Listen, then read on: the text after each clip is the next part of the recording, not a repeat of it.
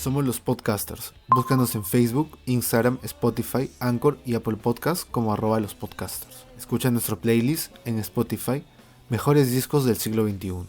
Buenos días, buenas tardes y buenas noches. Este es otro episodio de los podcasters. En este caso, un episodio más de La Cosa Pública. Y vamos a tocar en este caso temas de política internacional y nacional, algunos casos acerca del COVID-19 en lo que es Perú y también las repercusiones del COVID-19 y ciertas declaraciones dentro de las últimas semanas y escándalos políticos que han sacudido Estados Unidos. Hoy estamos una vez más, como siempre, con Arnold Ríos y por el día de hoy tenemos como invitado a Mario Lano, un compañero de la Universidad de Lima que nos va a contar un poquito más sobre él. Hola a todos y todas, soy Mario, soy de la Facultad de Derecho de la Universidad de Lima, interesado en temas de gestión pública, políticas públicas y con experiencia en temas de proyectos sociales y en otros campos. Muchas gracias, Rubén. Genial, Mario. Y bueno, por qué hemos invitado a Mario el día de hoy? Básicamente, eh, yo y Arnold queríamos tener un punto de vista más objetivo desde el punto de vista de las leyes, ¿no? Y o sea, leer la información y ver las investigaciones y opinar concretamente y de la forma más correcta que se pueda eh, explicar por qué Martín Vizcarra nos está metiendo la rata o por qué está permitiendo que lo hagan otros funcionarios públicos, ¿no? Bueno, en efecto, o sea, lo has definido en tres palabras, metida de rata, de forma precisa. ¿Por qué? Porque, o sea, en primer lugar, Reactiva Perú se presentó como un programa para facilitar el acceso al crédito para las empresas, para que no se rompan con las cadenas de pago, para que no paren de proveer bienes y servicios a la gente, para que puedan pagar planillas, para que puedan pagar deudas. Entonces hasta ahí sonaba bien, y sonó mejor cuando él en su mensaje a la nación dijo: oye, esto va a ser sobre todo para las pequeñas y medianas. Hasta ahí bacán. Pero luego cuando vimos los datos y vimos cómo era la estructura de ese programa, nos decepcionamos bastante, ¿no? O sea, ten en cuenta cuánto dinero es. O sea, son 60.000 millones de soles para llevar a cabo esto. O sea, esto es un 8% del PBI. Dinero que más adelante nos va a costar bien caro. O sea, estamos hablando de que el Estado en su mejor momento recaudó 14,6% del PBI, si mal no recuerdo. Y que, o sea, a ver, ¿qué te digo? 2017 recaudó 13, luego 14, luego 14,8. Se esperaba un 14,5 para este año, pero obviamente, bueno, COVID. Y ahora estamos con un 8%. Entonces, bastante dinero nos lo estamos jugando para que se reparta muy mal la torta. O sea, en primer lugar, los requisitos le cierran la puerta en la cara a las pequeñas y medianas. Le dicen a la gente, a los que quieren acceder al crédito: no puedes tener deudas tributarias con la SUNAT que sean más de un UIT exigibles en cobranza coactiva. ¿Quién no tiene deudas con la SUNAT que haya tenido empresa alguna vez? Y más aún con esas circunstancias. Y segundo requisito, que esas estén clasificadas por la central de riesgo de la SBS en categoría de normal o con problemas potenciales. Entonces le cerraste el paso al pequeño, el mediano apenas entra y quien pasa piola es el grande. Y el grande pese a tener deudas con la SUNAT, pero están congeladas, pues, o sea, que están ahorita, están judicializadas y no se toca, están ahí. Por ejemplo, Telefónica, o sea, de deudas congeladas.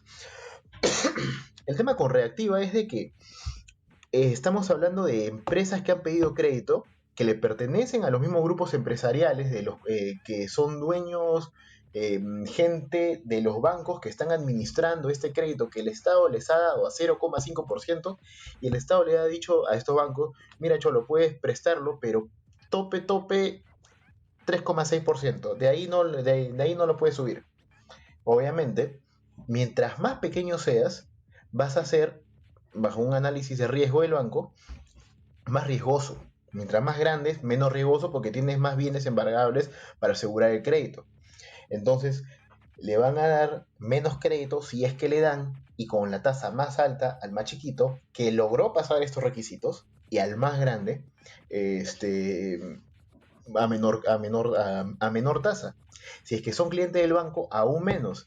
Y si es que son del mismo grupo empresarial del banco, seguramente a 0,5. El dinero de nosotros, la gente que tributa, va a ir directo, fluir directo a esta empresa. Mira, en cuanto a esta cuestión de las grandes empresas que tú mencionas, dentro de esas también están implicadas empresas que están, vale la redundancia, empresas que están implicadas en esta cuestión del caso Lavajato, ¿no? Están implicadas en casos de corrupción, pero obviamente por el tema del estado de emergencia se ha quedado como un stand-by, entonces ha habido como una especie de vacío legal y estas también están siendo beneficiadas. Obviamente ya se les ha depositado el dinero, ya tienen el dinero en sus manos y también hay otras empresas que están como que adelantándose o anunciando que en pocos meses van a estar muy cerca a la bancarrota, ¿no? ¿Tú crees que estas situaciones pueden implicarse a que también, por así decirlo, hay esta necesidad de apoyar, entre comillas, mayor aún a estas empresas? ¿Cuál? Las grandes que dicen que están cerca de la bancarrota. No, no creo, porque, o sea, qué grande se acerca la bancarrota. O sea, sí, exacto, o sea, ninguna. Mira, le han dado crédito a, como bien dices, a empresas que están vinculadas con Odebrecht.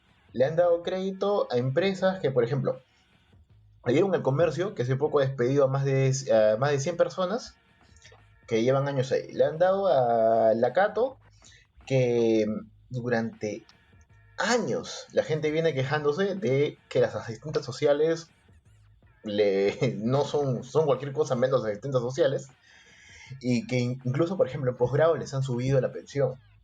Disque por adaptación técnica. Y tiene el centro de distribución, también tiene el centro Sí, comercial. pues, o sea, mira, le han dado, le han dado dinero a quienes realmente no tienen riesgo.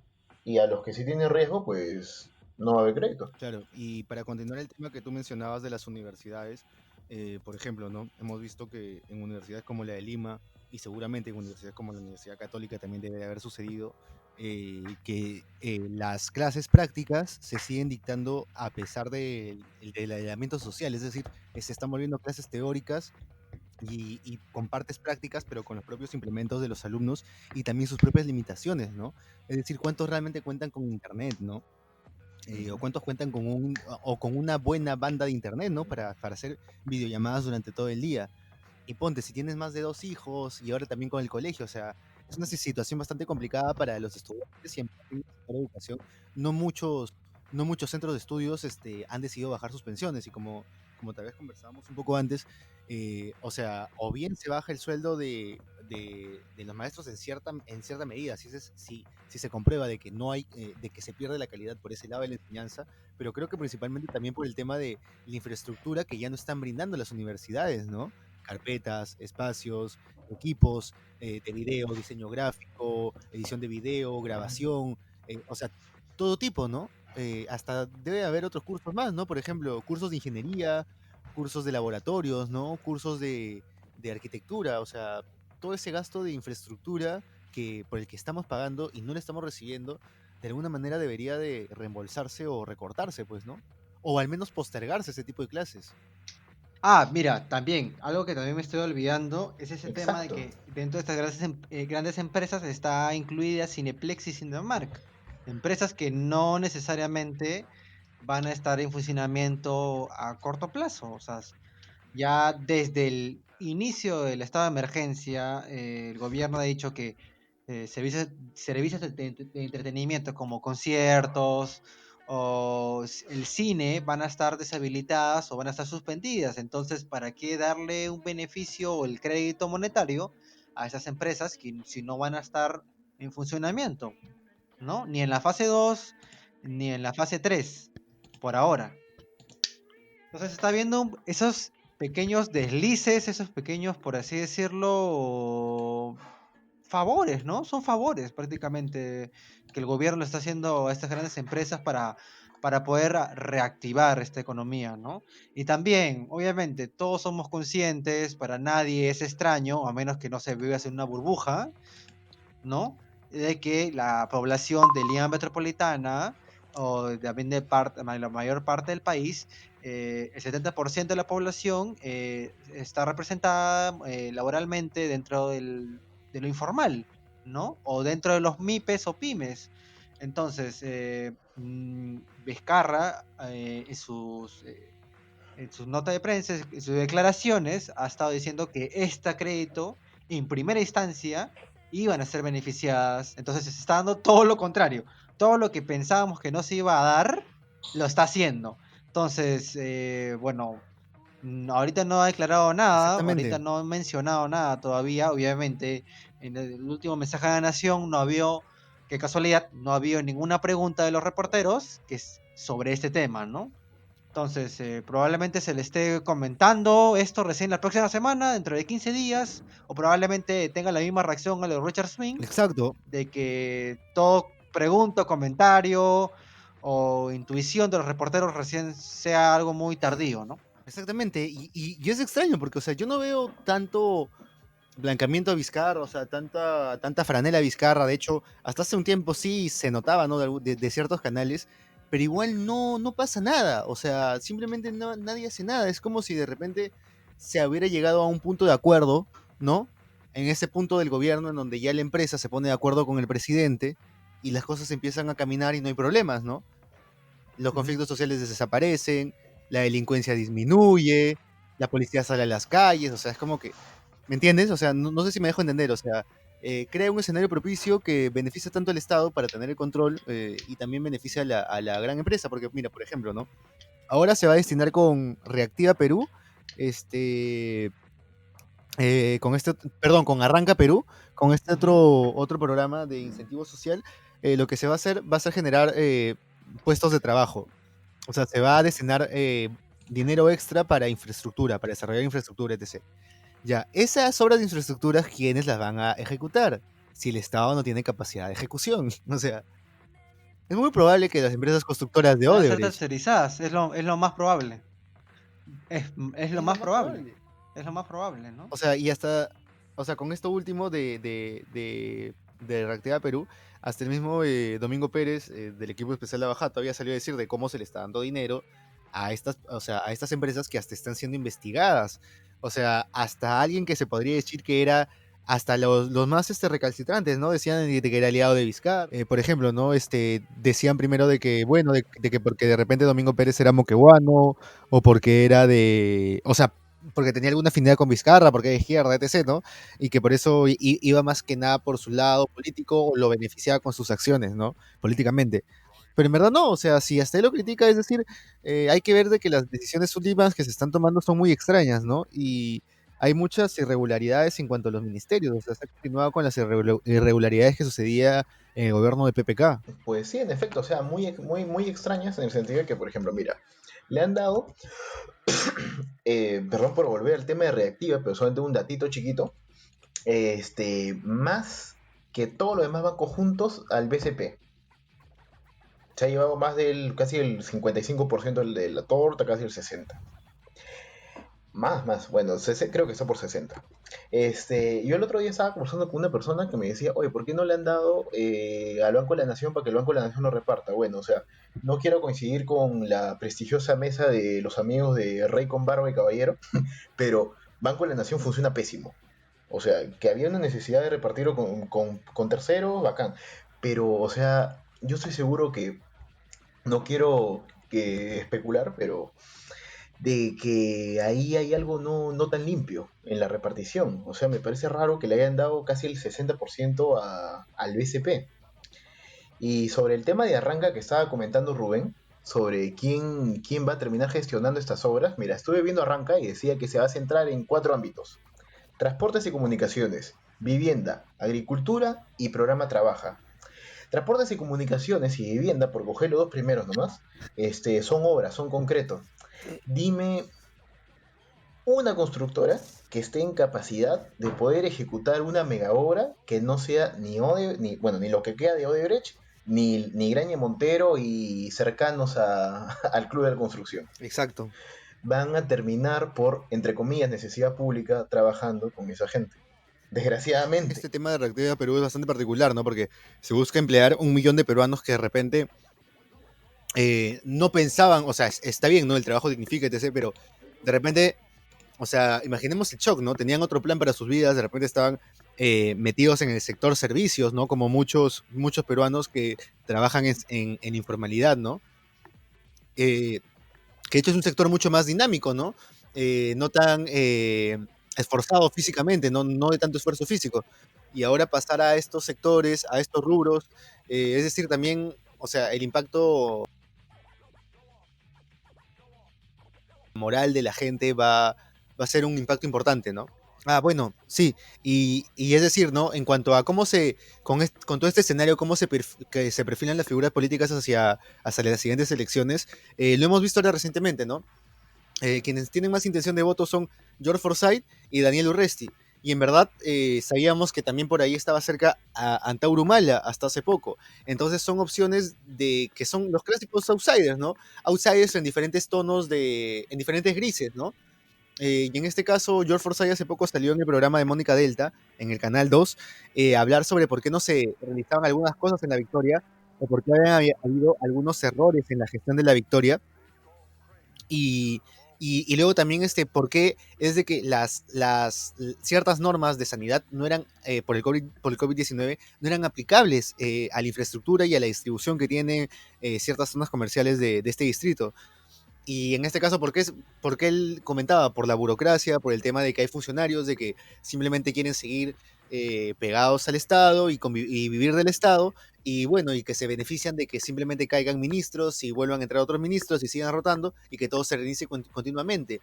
Y no podría poner mis manos al fuego por esa declaración, pero realmente sabemos de que hay mucha gente a la que le conviene todo este tema de que todo el tiempo las políticas en los ministerios se están reiniciando y que cuando se quieren cambiar cosas hay gente que te pone realmente trabas y mayormente son burócratas, gente que tiene años en el aparato estatal y que simplemente no quiere que la forma de hacer las cosas se cambie.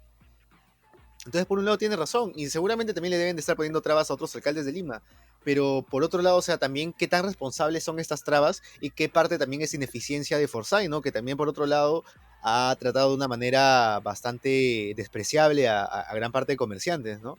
Que como comentábamos anteriormente, ¿no? O sea, simplemente están buscando un sustento y poder comer, porque, o sea, yo al menos por acá en Santa Anita lo vivo, acá en la reja de mi casa, se esconden la mayoría de ambulantes, o sea, la reja, el enrejado de la calle donde vivo, detrás de esa reja se esconden los ambulantes y luego salen a la avenida principal, a la Nicolás Ayón. Y así están, vienen, se esconden, salen. Y a veces ni siquiera es gente que hayas visto antes comerciando, ¿no? Es gente X que vende ropa, gente X que llega con su carro y vende de repente fruta, cosas, o sea, cosas X. Y también esa situación es complicada, ¿no? Es complicada de ver. Mira, ahorita añadiendo, mencionando una nota de gestión que menciona de que cañas aledañas a Gamarra, Parque del Porvenir o Avenida Grau son ahora, durante estos últimos 10 días, donde se registra mayor índice de contagios del COVID-19. Obviamente, todos somos conscientes, Joe Forsyth no es el único, tampoco hay que pecar de que estas emprendedores o estos vendedores ambulantes no son conscientes de lo que están haciendo, ¿no? En varias entrevistas, en medios de comunicación, en la televisión, medios alternativos por redes sociales o internet, ¿no? Se entrevistan usualmente a estos vendedores ambulantes y la gran mayoría es consciente de que por más que tenga una mica de plástico, por más que tenga una tapaboca, por más que utilice guantes, por más que tenga todas las medidas necesarias de un ciudadano de a pie para protegerse del coronavirus, eh, sabe con total certeza de que en poco distanciamiento, sí o sí, igual va a haber contagios de COVID-19. Entonces, ya se está dejando en segundo lugar, en tercer lugar, lo que es la salud y se está priorizando, obviamente, esta reactivación forzada económica, ¿no? Y ellos lo viven a carne propia porque son personas que también mencionan de que no han sido beneficiadas con el bono monetario, ¿no? Sí, o sea, y en verdad no ha habido un bono adicional o algo para sustentar la mitad de la pandemia, ¿no? O sea, o un mes de la pandemia, si no me equivoco. Entonces también ha sido ya bueno, vamos a abrir todos estos temas de a pocos, ¿no? Y ahora como también veía en Colombia, ¿no? Un montón de gente falleció por el hecho de no poder acceder a servicios, por no poder salir a la calle, por no poder comprar, por no poder comerciar, por no sustentarse la vida. Un montón de gente también fue presa o fue con multa. Y ahora te invitan a que vayas a los centros comerciales. O sea, es, no sé, es indignante, ¿no? ¿Cuánta gente ha muerto por prohibiciones, porque los militares salen a las calles a decir no salgas de tu casa, no salgas de tu casa, etc, etc, para que luego pocos meses después abran los mercados de forma tranquila y que todo vuelva a la normalidad y la gente que gana plata siga ganando plata y la gente que sigue miserable se siga haciendo más miserable, ¿no?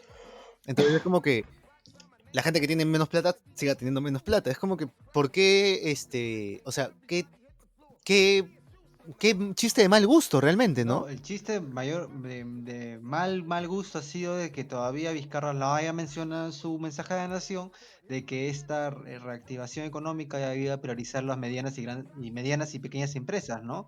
Cosa que ha sido totalmente lo contrario, como estoy volviendo a mencionar, y ya, pues, ¿no? O sea, obviamente, esta reactivación es eso, o sea, priorizamos lo económico, priorizamos de que no haya una caída o mayor inflación o una crisis económica de la que ya se está preveyendo, ¿no? Para el próximo año, para fines de año, ¿no? Y bueno, acá entre nos, yo creo que el tema del COVID va a ser algo estacionario, va a haber momentos en el que va a haber mayores restricciones peatonales, y va a haber otros momentos en el que va a haber menos restricciones, ¿no? Y va a estar así y ya ha estado proyectado en diferentes países como de tercer mundo, dentro de Europa o dentro de Asia también como la India, ¿no? O como Tailandia, de que ya se prevé, ¿no? O sea, obviamente es una situación similar, ¿no? Si nosotros comparábamos ahorita, no sé, como hicimos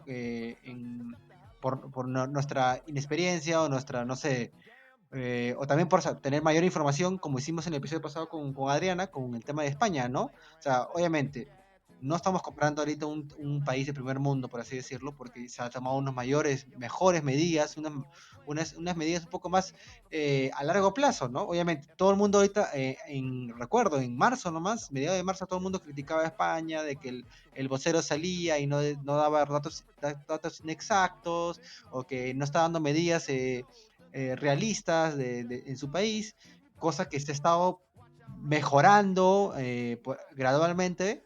Y acá en el país no, pues no, acá solamente hay ojear las medidas que se estaban viendo en las fronteras, en Brasil, en Ecuador, ahí cómo están, cómo van, ¿no? Y no hay un manejo real, no hay un manejo de, oye, ya, o sea, nosotros tenemos una situación muy particular, no somos Chile, no somos Ecuador, no somos Brasil, nuestra informalidad nos representa como país económicamente, entonces hay que tener medidas adaptables a nuestra sociedad, ¿no? Y esto no se ha visto para nada, ¿no? Solamente son palabrerías. El tema de la reactivación económica, de verdad, eh, no la creí. Es como, disculpe por ser gracioso, pero es como este meme de decir, no, Vizcarra, ya no te creo, ¿me entiendes? Ya te perdí, ya perdió credibilidad, ¿no?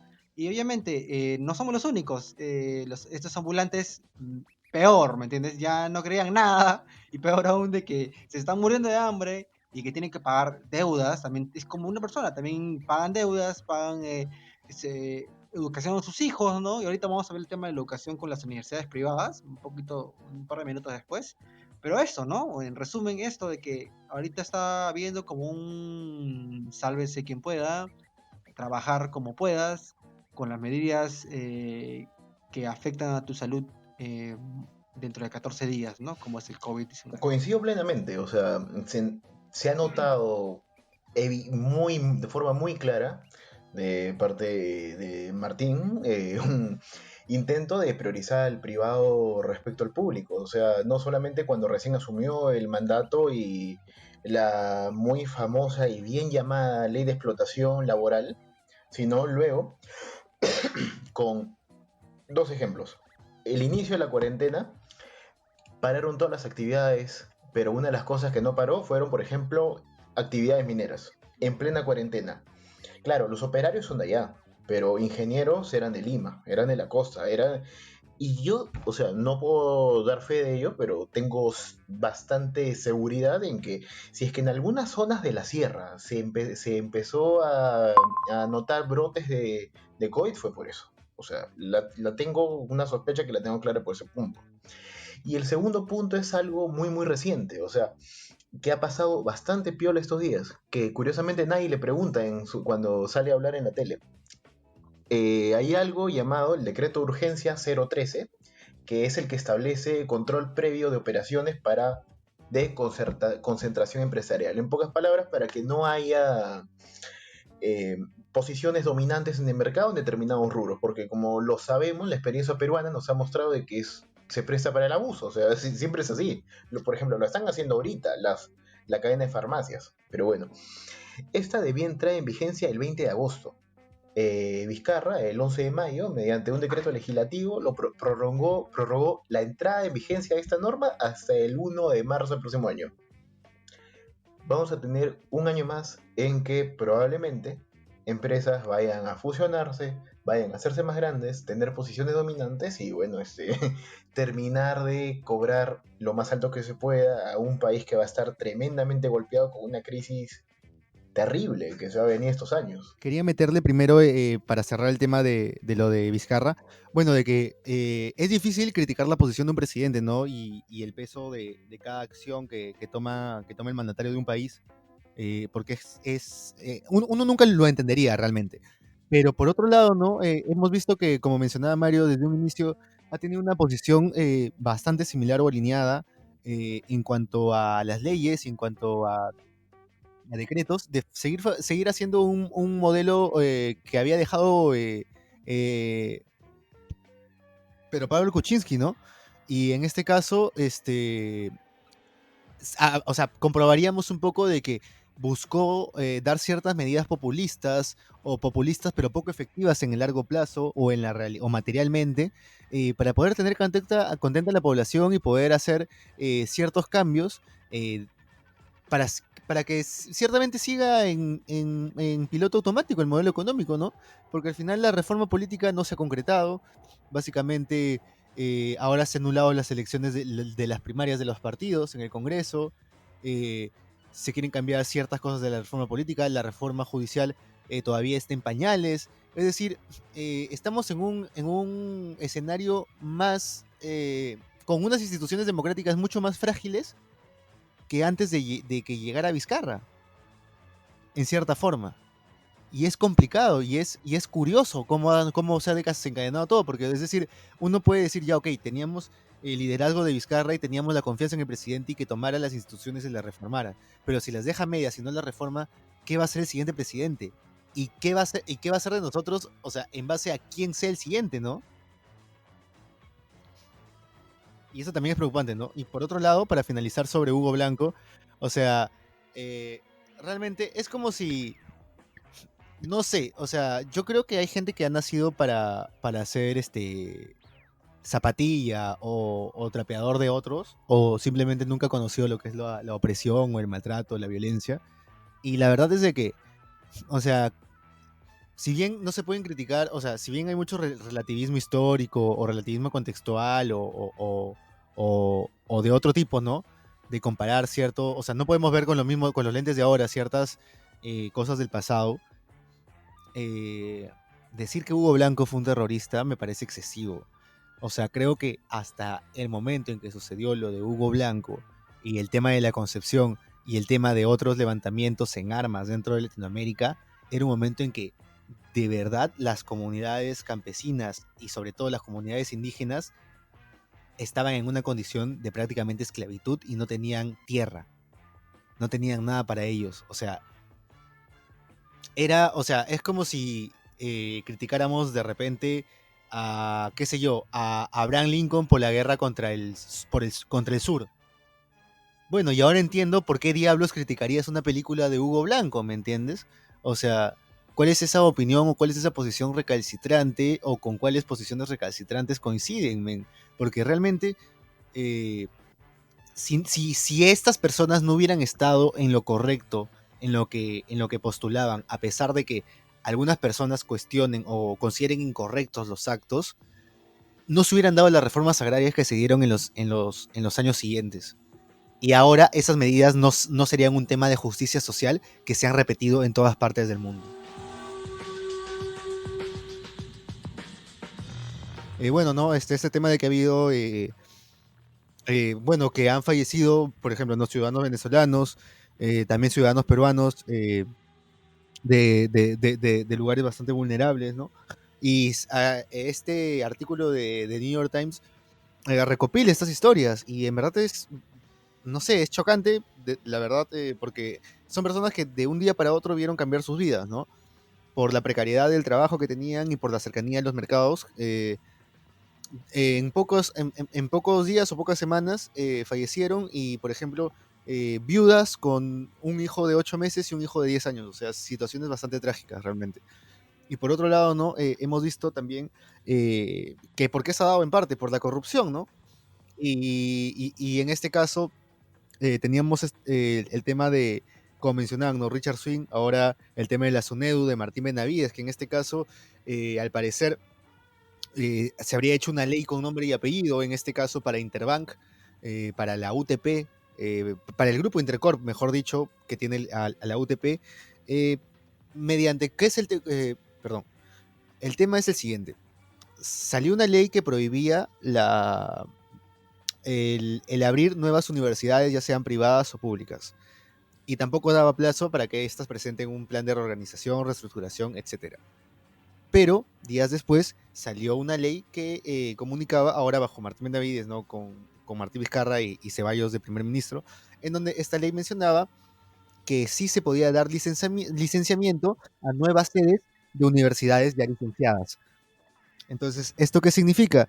O sea, ¿y por qué suspicaz? O sea, no tendría nada de suspicaz si es que la universidad, la UTP, no hubiera seguido construyendo, a pesar de la pandemia, a pesar de que está parado todo, y a pesar de que no existía esta ley, ha seguido construyendo sucursales cuando aún no sabían que se iba a permitir hacer sucursales, y hasta tienen carteles ya puestos de que están licenciadas por la SUNEDU, a pesar de que aún no han licenciado bueno, estas sedes que aún están en construcción, según tengo entendido, ¿no? Entonces, eso es lo suspicaz. Entonces, así de repente podríamos encontrar muchos casos en diferentes ministerios. Y la verdad da bastante lástima que en esta situación, al igual que en el desastre de los huaicos de hace unos 2, 3 años, y también en el caso ¿no? De esa época del fenómeno del Niño, y en el caso del terremoto del 2007, se actuó de la misma manera. No sé, es como que le pones abajo tu meme de desmotivaciones, ¿no?